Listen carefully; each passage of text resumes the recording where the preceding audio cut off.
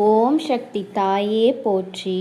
என் அன்பு குழந்தையே, என்னையே நீ நம்பிக்கையோடு நம்பி வந்திருந்தாலும் உன் குடும்பத்திற்கு பாதுகாப்பாக இருக்கும்படி நீ என்னிடம் கேட்டு கொண்டிருந்தாலும் நித்தமும் என் இல்லத்தில் வந்து நான் காவல் காத்து கொண்டுதான் இருக்கின்றேன். அப்படி நேற்றிரவு உனக்காக நான் காவல் காத்து கொண்டிருக்கும் பொழுது நானே அதிர்ச்சியடையும்படியாக, ஒரு ஆச்சரியப்படும்படியாக ஒரு விஷயமானது உன் வீட்டு வாசலில் தினம்தோறும் நடந்து கொண்டிருக்கிறது. தினம்தோறும் ஒருவர் உன்னை தேடி வந்து பார்த்துவிட்டு செல்கிறார் என்பதனை நீ இதுநாள் வரை அறிவாயா? இவர் அந்த பக்கம் போக வேண்டிய வேலை இருந்தாலும் உன்னை கடந்து செல்கிறாய் என்று நீ நினைத்து கொண்டிருக்கின்றாய். ஆனால் அவர் காரணம் காரியத்தோடுதான் உன் வீட்டை கடந்து போகும்போதெல்லாம் எதிர்மறை சக்திகள் அனைத்தும் எதிர்மறை எண்ணங்களோடு கூடிய காழ்ப்புணர்ச்சியோடு உன் வீட்டை நோக்கி பார்த்துவிட்டுதான் அவர் சென்று கொண்டிருக்கின்றார். என் தங்க குழந்தையே, அதற்கு காரணம் என்ன தெரியுமா? நீ சந்தோஷமாக சிரித்து கொண்டு குதூகலமாக வாழ்ந்து கொண்டிருக்கிறார். உயர்வான வாழ்க்கையை சிறப்பாக நீ ஒவ்வொரு நாளும் பெற்றுவிட்டாய் என அவர் மனதில் நினைத்து கொண்டு அதையெல்லாம் பொறுக்க முடியாமல் உன்மீது மனப்புகைச்சலோடு ஒரு ஏமாற்றத்தோடு உன்னையும் உன் வீட்டையும் பார்த்து கொண்டே எதிர்மறையான எண்ணங்களோடு அவர் நித்தமும் போய்கொண்டிருக்கிறார். அதனால்தான் அப்படிப்பட்ட தீய சக்தியிடமிருந்து உன்னை காப்பாற்ற வேண்டும், உனக்கு நல்லதை செய்ய வேண்டும் என்பதற்காக உன் தாயானவள் உன்னோடு பேசி கொண்டிருக்கிறேன். அதனால் நீ கவனமாக இந்த அம்மாவின் வாக்கினை கேட்க வேண்டும். என் தங்க குழந்தையே, எதிரி கூட நேருக்கு நேராக நின்று உன்னை தூற்றிவிட்டு பேசுவார் அல்லது கோபப்பட்டு கூட ஏதாவது ஒரு வார்த்தையை சொல்லிவிட்டு போய்விடுவார்கள். ஆனால் இப்படிப்பட்ட சில உறவுகளும் நட்புகளும் வெளியில் உன்னோடு பேசும் பொழுது நன்றாக பேசுகிறார்கள், சிரித்து சிரித்து உலாவுகிறார்கள். ஆனால் உன்னை விட்டு கடந்து போகும் பொழுது அல்லது நீ அவரிடம் பேசிவிட்டு திரும்பி செல்லும் பொழுது மனம் முழுக்க வயிற்றெரிச்சலோடும், எப்படி இருந்தவர் இப்பொழுது இப்படியெல்லாம் இருந்து கொண்டிருக்கிறார்கள், இப்படியெல்லாம் வாழ்ந்து கொண்டிருக்கிறார்கள், இவர்களுக்கு ஒரு வாழ்க்கை அமைந்துவிட்டதே என அவர்களால் ஆற்ற முடியாமல், அந்த பொறாமையை தாங்க முடியாமல் தான் உன்மீது போட்டியையும் பொறாமைகளையும் நெருப்பாக அள்ளி கொட்டி கொண்டிருக்கிறார்கள். அப்படிப்பட்ட எதிர்மறை சக்திகளை கொண்ட எதிர்மறை எண்ணங்களை கொண்ட மனிதர்கள் யார் என்று நீ தெரிந்து கொள்ள வேண்டாமா? என் தங்க குழந்தையே, அவர்கள் யார் என்று தெரிந்தால் நீ மனம் உடைந்து போவாய். அவர்கள் நிச்சயமாக வெளியாட்கள் இல்லை. என் தங்க குழந்தையே, நீ உறவாடக்கூடிய மனிதர்கள் உன்னை சுற்றி வருவதை நான் பார்த்து கொண்டுதான் இருக்கிறேன். உனக்கு ஒன்றும் இந்த வாழ்க்கையானது அவ்வளவு சுலபமாக அவ்வளவு சந்தோஷமாக அமைந்து விடுவதில்லை என்பதை நானே அறிவேன். அதிர்ஷ்டத்தாலே வெகு சுலபமாகவோ அல்லது சீக்கிரமாகவோ நீ இப்படி சந்தோஷமாக ஒன்றும் வாழவில்லை. ஆனால் அவர்கள் அப்படித்தான் அதையெல்லாம் நினைத்து கொண்டிருக்கிறார்கள். உன்னுடைய கஷ்ட நஷ்டம் என்னவென்று உனக்கும் எனக்கும் மட்டுமே தெரிஞ்ச விஷயம்.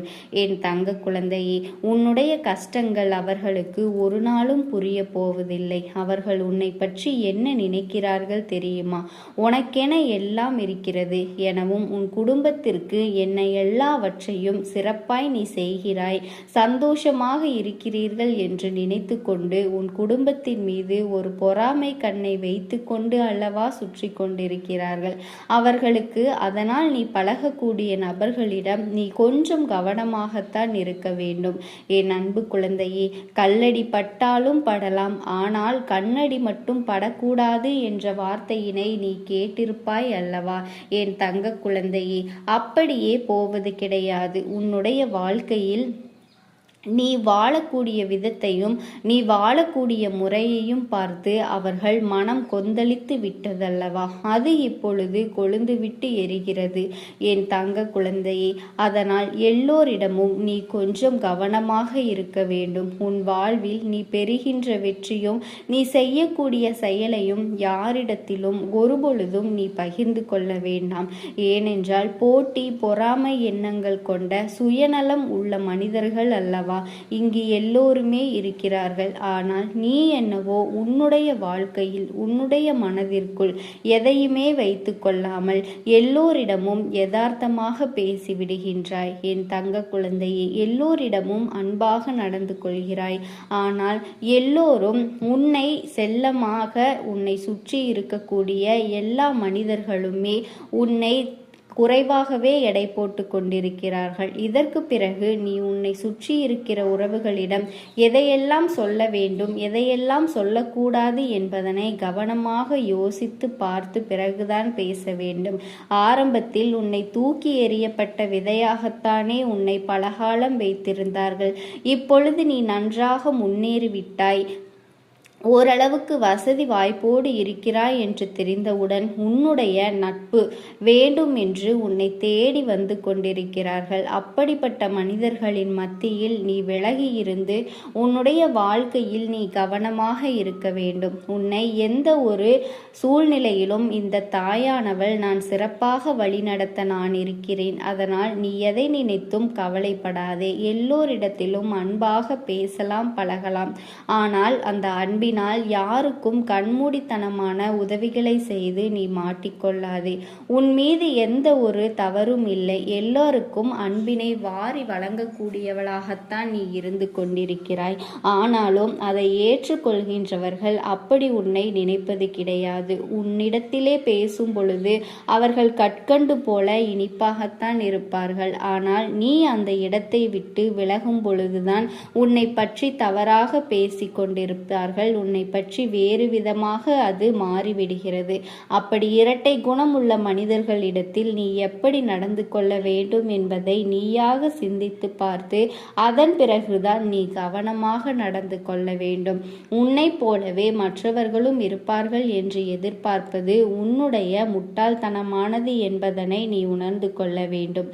நீ மற்றவர்களை பார்த்து இரக்கப்பட்டு அவர்களுக்கு உதவிகளை செய்யத்தான் நினைக்கிறாய். ஆனால் அவர்கள் என்ன நினைக்கிறார்கள் தெரியுமா? உன்னுடைய பெருமைக்காக இதை செய்கிறாய் என்று அவர்கள் நினைத்து கொண்டிருக்கிறார்கள். ஓம் சக்தி தாயே போற்றி போற்றி. என் அன்பு குழந்தையே, இன்று உன் தாயானவள் உனக்கு நான் சொல்ல வந்திருக்கின்ற எச்சரிக்கையான ஒரு செய்தியை தான் நீ கேட்கப் போகின்றாய். என் அன்பு பிள்ளையே, உன்னிடத்தில் சொல்ல வந்திருக்கின்ற அந்த செய்தியானது உன்னுடைய துணையை உன்னிடத்திலிருந்து பிரிக்க வேண்டும் என்று ஒரு பெண் அங்கே கங்கணம் கட்டி கொண்டு நிற்கிறாள். அவள் எதற்காக கங்கணம் கட்ட வேண்டும்? உன்னையும் உன் துணையையும் பிரிப்பதில் இவளுக்கு என்ன லாபம்? இதை செய்வதால் இவளுக்கு என்ன கிடைக்கப் போகின்றது? உன்னுடைய கஷ்டத்தை கண்டு இவளுக்கு என்ன அத்தனை சந்தோஷம் என்பதையெல்லாம் நிச்சயமாக நீ தெரிந்து கொள்ள வேண்டும். என் பிள்ளையே, வாழ்க்கை துணை என்பது ஒருவருக்கொருவர் அத்தனை அன்போடும் புரிதலோடும் வாழ்க்கையை நடத்துகின்றவர்கள். இவர்களுக்கிடையில் ஒரு பிரிவை ஏற்படுத்தவும் இவர்களை ஒற்றுமையாக வாழவிடக்கூடாது என்றும் ஒருவர் நினைக்கின்றார்கள் என்றால் அதைவிட கெட்ட எண்ணம் வேறு எதுவுமே இருக்க முடியாது. என் தங்க குழந்தையே, இப்படி ஒரு விஷயத்தை அவ்வளவு எளிதாக யாருமே செய்துவிட மாட்டார்கள். ஆனால் இந்த பெண் அதை செய்ய துணிகிறாள் என்றால் நிச்சயமாக இதை என்னவென்று நீ தெரிந்து கொள்ள வேண்டும்.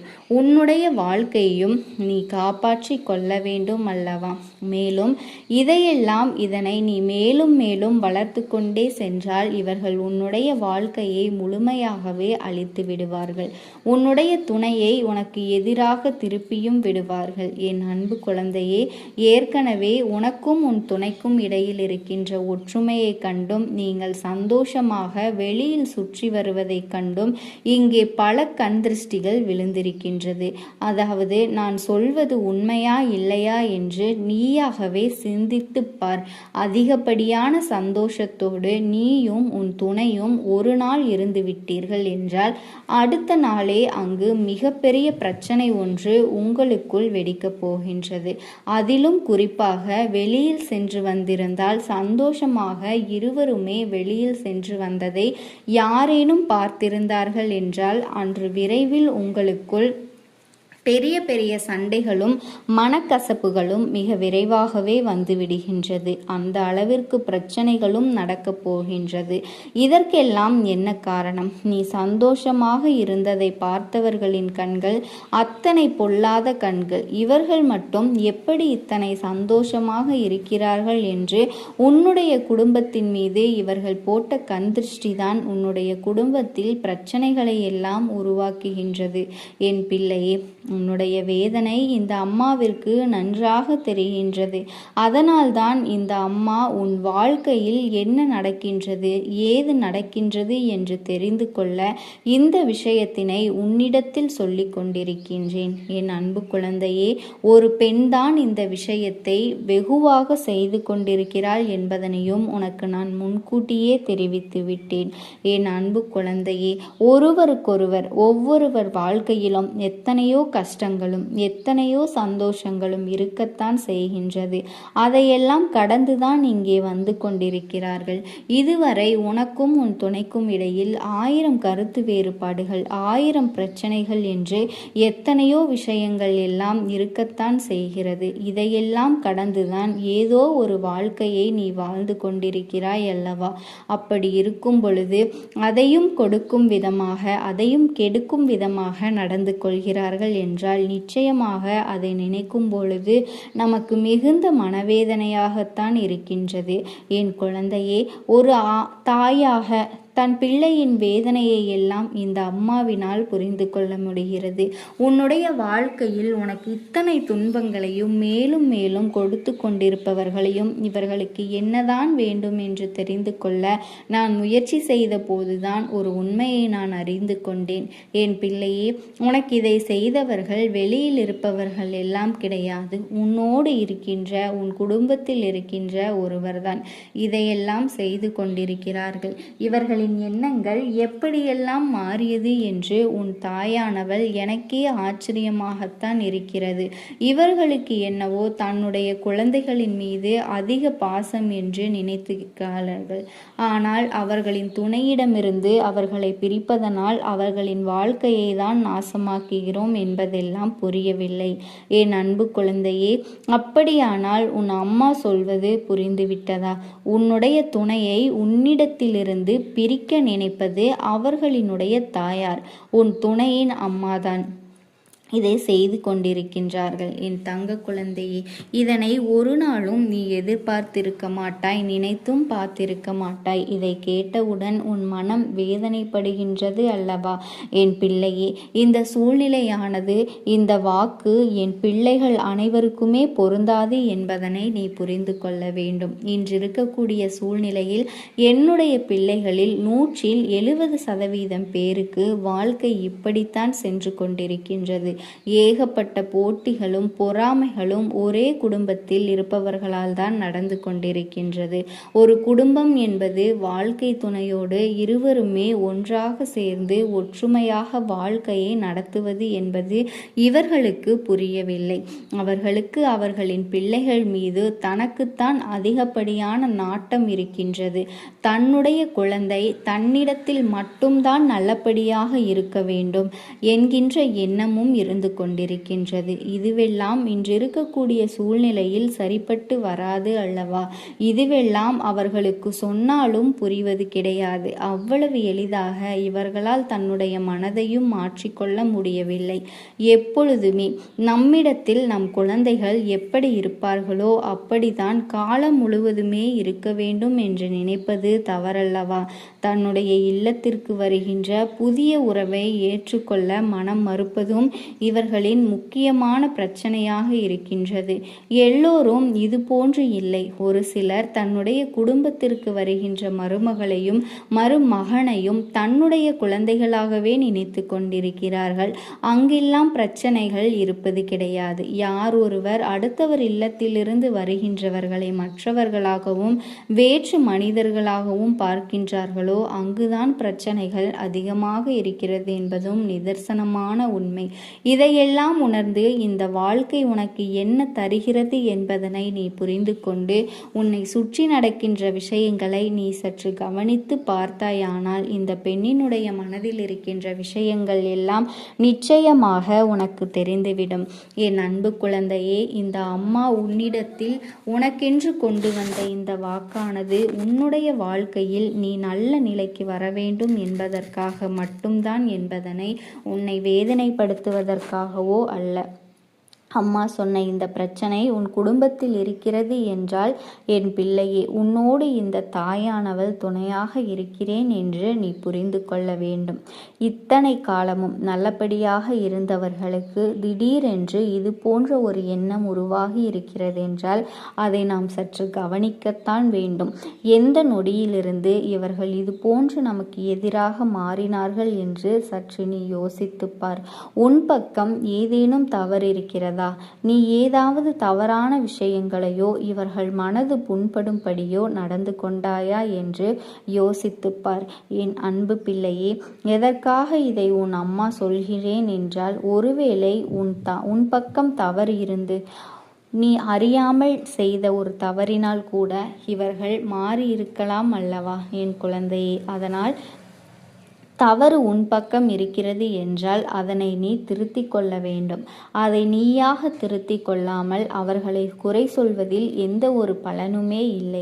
ஒருவர் நல்லவராக இருப்பதும் தீயவராக இருப்பதும் நாம் அவர்களிடத்தில் நடந்து கொள்கின்ற விதத்தை பொறுத்துதான் இருக்கின்றது.